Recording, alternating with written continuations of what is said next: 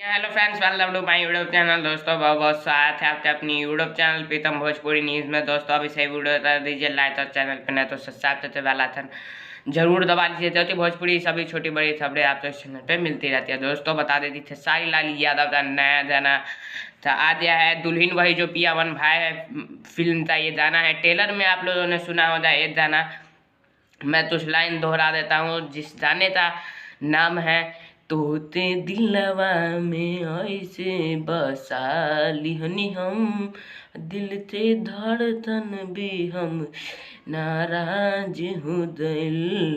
जी हाँ दोस्तों, एल्बम का नाम है तोते दिलवा में ऐसे बसा लेनी हम। इस गाने तो फिल्मची मूवीज पर रिलीज किया जा रहा है परसों। जी हाँ दोस्तों, परसों 12 तारीख को सुबह 6:30 बजे इसे रिलीज किया जा रहा है। फिलहाल अभी इसका प्रोमो आप देख सकते हैं, प्रोमो फिल्मची मूवीज पर रिलीज हुआ है और इसका फुल वीडियो सॉन्ग भी फिल्मची मूवीज पर 12 तारीख को सुबह 6:30 बजे रिलीज किया जाएगा। तो आप लोग ढेर सारा प्यार देना है और होली के समय में अभी रिलीज नहीं होना चाहिए लेकिन हो रहा है, तो आप लोग प्यार देना है। तो जय हिंद, जय भारत। वीडियो लाइक कीजिए, शेयर कीजिए, कमेंट कीजिए, चैनल में नए तो सब्सक्राइब कीजिए।